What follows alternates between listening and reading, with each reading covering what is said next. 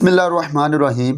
अस्सलाम वालेकुम। आप देख रहे हैं मास्टर असील्स फेसबुक पेज और यूट्यूब चैनल। सिंधी असील क्या है? इस वीडियो में सिंधी असील का रिव्यू दिया जाएगा। आपके साथ ये चीज़ शेयर करूंगा कि सिंधी असील की पहचान क्या है, इसकी हल्की फुल्की हिस्ट्री क्या है, जियोग्राफिक बैकग्राउंड क्या है, इसकी खसूसियात क्या है, गेम स्टाइल क्या है, इसकी फिजिकल अपीयरेंस क्या है। आज की वीडियो बहुत ज़्यादा इन्फॉर्मेटिव होने वाली है, इसको देखिएगा। इंशाअल्लाह ताला आपको ये वीडियो बहुत दिलचस्प लगेगी।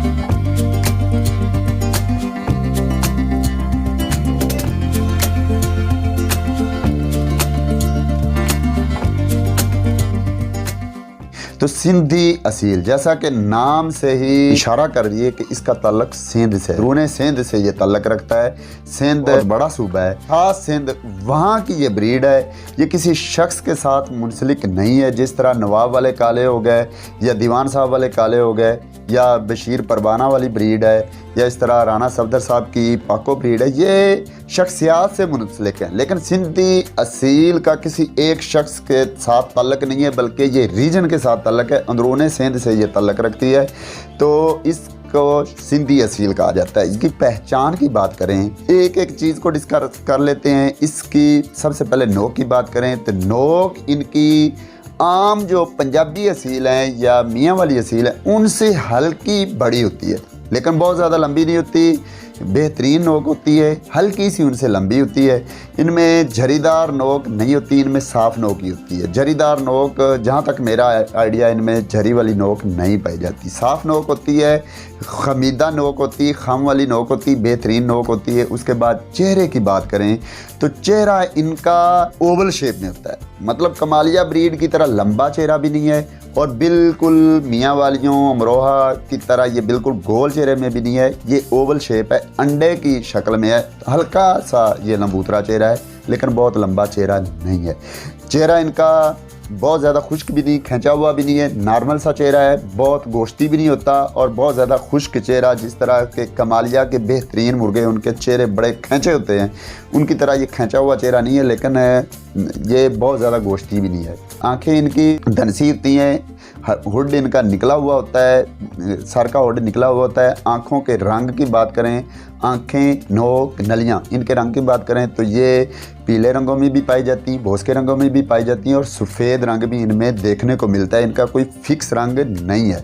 आंखें बेहतरीन होती हैं, जिस तरह के असील की होनी चाहिए। चीरवी आंखें, चमकदार आंखें, छोटी आंखें, छोटा डाट और लाल डोरे इनमें पाए जाते हैं। लेकिन ये कैटेगरी आपने जब सिंधी असील सेलेक्ट कर रहे हो तो उनमें हर तरह के पाए जाते हैं, तो आपने खुद अच्छी आंख चूज़ करनी होती हैं। हर इनका जो होता है वो नॉर्मल होता है, बहुत ज़्यादा चौड़ा भी नहीं होता, बहुत पतला भी नहीं होता। ताज इनका मजबूत होता है, लेकिन हर स्टाइल में पाया जाता है। किली ताज बहुत कम इनमें देखने को मिलता है। इनमें टोपला ताज भी होता है, बादाम ताज भी होता है, करेला ताज भी होता है, लेकिन किली ताज इनमें देखने को बहुत कम मिलता है। गर्दन इनकी बहुत लंबी होती है, लेकिन इतनी लंबी भी नहीं होती। आम पंजाबी असीलों से मियाँ वाली असील है उनकी निस्बत इनकी गर्दन लंबी होती है, मजबूत ज़रूर होती है लेकिन लंबी होती है। और इन सिंधी असीलों की ये खसूसियत है। हालांकि लंबी गर्दन जो पंजाबी असील हैं या मियाँ वाली असील हैं इनमें खामी गिनी जाती है, लेकिन सिंधी में ये खामी नहीं गिनी जाती कि ये इनकी लंबी गर्दन है। ये उनकी खूबी है, वो बाय नेचर बाय डिफ़ॉल्ट ही उनकी गर्दनें लंबी हैं, कुदरती तौर पर ही उनकी लंबी गर्दनें हैं। और जो चीज़ कुदरती तौर पे पाई जाती हो वो चीज़ बेहतर होती है। मियाँ वालियों की कुदरती तौर पर छोटी गर्दन होती है, उनमें कोई अगर एक आध लंबी गर्दन वाला निकलता है तो वो उसका फॉल्ट आता है। इसी तरह बाकी ब्रीडें जो छोटी गर्दन में होती हैं उनकी अगर कुदरती तौर पर छोटी गर्दनें हैं लेकिन उनमें कोई अगर लंबी गर्दन आए तो वो उनमें फॉल्ट गिना जाता है। जबकि सिंधी की कुदरती तौर पर ही लंबी, तो इनमें ये फॉल्ट नहीं है। ये मजबूत गर्दन है। तनी हुई गर्दन आपने ये देखनी है, बल वाली गर्दन ना हो, इस तरह बल वाली नहीं बल्कि सीधी गर्दन होनी चाहिए। ये आपने खुद देखना है जब आप असील सेलेक्ट कर रहे हो सिंधी असील। उसके बाद इसके पल्लों की बात करें तो ये पान पत्ता शेप मुकम्मल नहीं बनाता। जिस तरह से हमारे पंजाबी असील जो हैं या हमारे मियाँ वाली के जो असील हैं ये बिल्कुल पान पत्ता शेप बनाते हैं, सिंधी असील मुकम्मल पान पत्ता शेप नहीं बनाता। फिर भी इनकी अपीयरेंस अच्छी होती है, इनके बेल बंतर अच्छे होते हैं, इनके शोल्डर बहुत ज़्यादा ऊपर उठे नहीं होते, लेकिन हल्के से फिर भी पान पत्ता शेप में हल्की सी आ जाते हैं। उसके बाद जी इनकी हड्डी की बात करें तो ये बहुत ज़्यादा चौड़ी कमर में नहीं होते, स्लिम एंड स्मार्ट होते हैं। कद में ज़्यादा हैं, लेकिन वज़न इनका स्लिम और स्मार्ट मुर्गों की तरह बहुत ज़्यादा इनका चौड़ा या जुस्सा इनका बहुत ज़्यादा चौड़ा नहीं होता। पल्ले इनके बड़े ज़रूर होते हैं, पल्लों में कलियाँ भी ठीक ठाक होती हैं। प्रेल परिंदे हैं, बेहतरीन परिंदे हैं, गर्दन भी प्रेल है, पल्ले भी प्रेल हैं, कहीं ये नंगे मसेल परिंदों की तरह ये नहीं है। उसके बाद जी इनके थाइयाँ की बात करते हैं, थाइयाँ और नलियाँ दोनों ही लंबी होती हैं। आम हमारे जो पंजाबी मुर्गे हैं या मियाँ वाली मुर्गे हैं उनमें थाइयाँ और नलियाँ छोटी होती हैं, नलियों से थाई बड़ी होती है, लेकिन ओवरऑल ये टांग इनकी छोटी होती है। लेकिन सिंधी असीलों की टांग लंबी होती है। इनका जो ज़मीन से ऊपर उभार है ये बहुत ज़्यादा है। हमारे पंजाबियों का ज़मीन से कम उठे होते हैं, लेकिन ये ज़मीन से बहुत ज़्यादा ऊपर उठे होते हैं क्योंकि इनकी टांगें लंबी हैं। लेकिन टांगें बेहतरीन होती हैं। इनमें नलियाँ चौरस भी मिल जाती हैं, गोल भी मिल जाती हैं, ज़्यादातर इनमें गोल ही नलियाँ आती हैं। उसके अलावा थाइयाँ इनकी ठीक होती हैं, स्ट्रक्चर बहुत ज़्यादा बाहर को नहीं निकला होता जिस तरह पंजाबी असीलों का है, लेकिन इनकी थाइयाँ मजबूत होती हैं। पंजा इनका बड़ा होता है, ब्रीक इनकी उंगलियाँ होती हैं, लेकिन भारी भरकम बड़ा पंजा इनमें होता है। उसके बाद इनकी टेल की बात करें तो इनमें रासदुम और ज़ेर दुम दोनों पाए जाते हैं। ज़्यादातर इनमें रास दुम देखने को मिले हैं जो सीधी दुम में हो, बहुत ज़्यादा ज़ेर दुम नहीं बल्कि सीधी दुम। और टेल के अंदर अगर सरियों की बात करें तो सरियाँ इनमें बहुत ज़्यादा होती हैं, लेकिन ये बंद दुम में होते हैं, खुली दुम इनमें नहीं होती।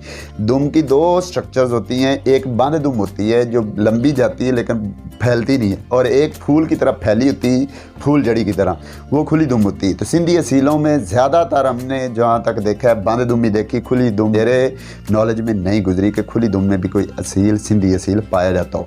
और अगर इनके जोड़ों की बात की जाए तो जोड़ इनका ब्रीक होता है मद्रासियों की तरह। जिस तरह मैंने मद्रासियों का भी रिव्यू दिया है तो मद्रासियों का भी जोड़ जो होता है वो ब्रीक होता है। इनका भी जोड़ ब्रीक है लेकिन मजबूत है, जोड़ों में गैप नहीं है, ठुके हुए जोड़ हैं, बेहतरीन जोड़ हैं। और अगर इनके सीने की बात करें तो सीना इनका गोश्ती तो नहीं होता, खुश्क होता है, चौड़ा होता है, मजबूत होता है, लेकिन इनकी फुल खड़ी तख्ती नहीं होती जिस तरह के मियाँ वाली असीलों की होती है। इनकी फुल तख्ती खड़ी नहीं होती और फुल बतख तख्ती में भी नहीं होते, बिल्कुल बैठ में भी नहीं होते, दरमियानी स्लोपी सी होती है। उसके बाद जी इनकी ये टोटल इनकी स्ट्रक्चर से अपीयरेंस थी, इनकी बॉडी स्ट्रक्चर जो मैंने आपके साथ डिस्कस कर दिया।